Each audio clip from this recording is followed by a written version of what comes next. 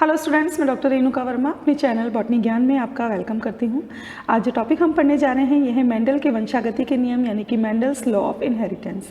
इस लेक्चर से पहले हम इससे रिलेटेड टॉपिक्स को पढ़ चुके हैं, जैसे कि मेंडल ने मटर के पौधे का क्यों चयन किया, या मेंडल ने मटर के पौधे के कौन कौन से कंट्रास्टिंग कैरेक्टर्स को चूज़ किया था, मोनोहाइब्रिड क्रॉस क्या होता है और डाईहाइब्रिड क्रॉस क्या होता है। तो इस लेक्चर से पहले आप उन वीडियोज़ को जरूर कंसिडर करें।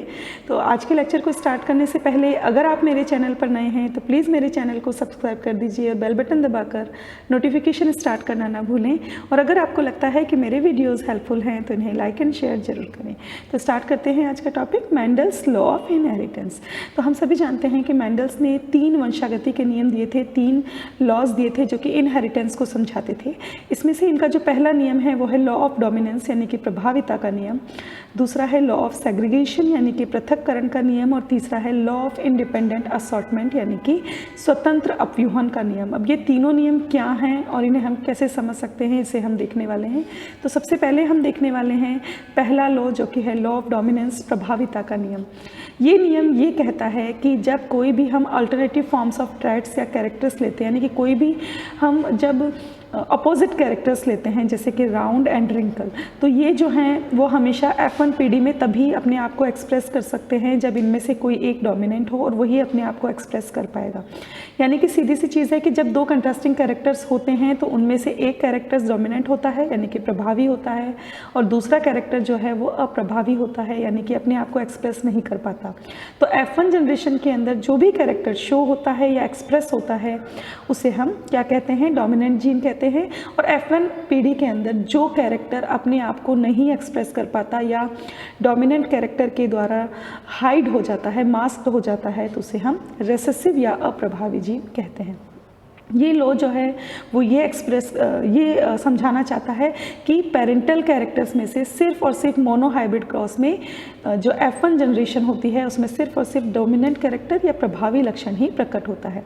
देखिए यहाँ पर हम समझ सकते हैं, पहले आप ध्यान से देखिए ये जो क्रॉस है वो किस किस के बीच में हुआ है, येलो सीड कोट और ग्रीन सीड कोट। ठीक है, अभी हम ये नहीं कह सकते कि यहाँ पर कौन सा प्रभावी है, वैसे हम कह भी सकते हैं क्योंकि इसे हमने कैपिटल जी से दर्शाया है और इसको स्मॉल जी से दर्शाया है। जो डोमिनेंट कैरेक्टर होता है उसको हम हमेशा कैपिटल लेटर से शो करते हैं। तो ये जो येलो सीड कोट है इसका गैमेट बना कैपिटल जी और ग्रीन सीड कोट का गैमेट बना स्मॉल जी। F1 जनरेशन के अंदर ये दोनों ही जो गैमेट्स हैं वो यहाँ पर फॉर्म होकर कि इन्होंने जाइगोट बना दिया, तो कैपिटल जी स्मॉल जी जो है यहाँ पर कॉम्बिनेशन में आ गए हैं। लेकिन क्योंकि यहाँ पर येलो सीड कोट वाला जो कैरेक्टर है वो डोमिनेंट है, तो यहाँ पर जो F1 जनरेशन होगी उसमें जो भी संतति या प्रोजेनी डेवलप होंगी उनमें येलो सीड कोट ही यहाँ पर एक्सप्रेस होगा। तो ये जो है नियम सीधा सीधा ये कहता है कि एक कैरेक्टर जो है वो क्या होता है, डोमिनेंट होता है, और दूसरा कैरेक्टर रेसेसिव होता है। दूसरा लॉ जो है वो है लॉ ऑफ सेग्रीगेशन यानी कि पृथक्करण का नियम। ये लॉ ये कहता है कि जो एलील्स हैं वो सेपरेटली सेग्रीगेट होती हैं या एक दूसरे के साथ मिक्स नहीं होती, या हम ये कह सकते हैं कि जब गैमेट फॉर्मेशन होता है तो वो अलग अलग गैमेट्स में इक्वल नंबर के अंदर जाती है। अदर वर्ड्स में हम ये कह सकते हैं कि जब 2 कंट्रास्टिंग कैरेक्टर्स की एलील्स एक हाइब्रिड में एक साथ आती हैं तो वो ना तो ब्लेंड होती हैं ना ही कंटामिनेट होती हैं, एक दूसरे के साथ में रहते हुए भी एक दूसरे को अफेक्ट नहीं करती। मोनोहाइब्रिड क्रॉस के द्वारा हम इस लॉ को बहुत ही अच्छे से समझ सकते हैं। और जब F1 संतति जो है या F1 हाइब्रिड्स जो हैं उनके अंदर दोनों कैरेक्टर्स हैं क्योंकि उनको एक एक गैमेट जो है वो मदर और फादर दोनों से मिला है, तो इनका जब हम सेल्फिंग करवाते हैं तो दोनों ही कैरेक्टर्स जो हैं वो F2 जनरेशन के अंदर शो होते हैं।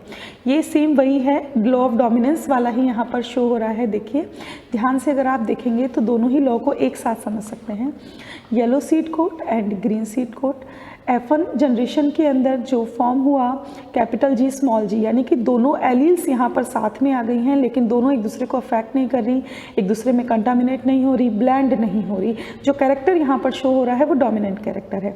अब जब हम इनकी सेल्फिंग करवाएंगे तो यहाँ देखिए ये है F2 जनरेशन, तो यहाँ पर जब हमने सेल्फिंग कराई तो यहाँ पे 3:1 का रेशियो प्राप्त होगा, जबकि अगर हम जीनोटाइप के हिसाब से देखें तो जीनोटाइप में 1:2:1 का रेशियो है, क्योंकि 1 है कैपिटल जी, 2 यहाँ पर हैं कैपिटल जी स्मॉल जी, और स्मॉल जी जो है वो यहाँ पर 1 है। तो जीनोटाइप है 1:2:1, और फिनोटाइप है 3:1। तो ये लॉ यहाँ पर बहुत ही अच्छे से एक्सप्रेस हो रहा है, ये समझा रहा है कि दोनों कैरेक्टर्स F1 जनरेशन में साथ में आए हैं और जब उनकी हम सेल्फिंग कराते हैं तो दोनों ही कैरेक्टर्स अपने आप को F2 जनरेशन के अंदर एक्सप्रेस करते हैं। तीसरा जो लॉ है वो है लॉ ऑफ इंडिपेंडेंट असॉर्टमेंट, यानी कि स्वतंत्र अपव्यूहन का नियम। ये लॉ ये कहता है कि जब दो पेयर लेते हैं हम किसी भी ट्रेट के, किसी भी कैरेक्टर्स के, और वो जब हाइब्रिड में जाकर के कंबाइंड होते हैं तो हर एक कैरेक्टर जो है उनका सेग्रीगेशन रहता है, वो एक दूसरे से इंडिपेंडेंट रहते हैं। या हम ये भी कह सकते हैं कि जब गैमेट फॉर्मेशन होता है तब भी वो एक दूसरे से अलग अलग रहते हैं और अलग अलग अपने आप को सेग्रीगेट करते हैं।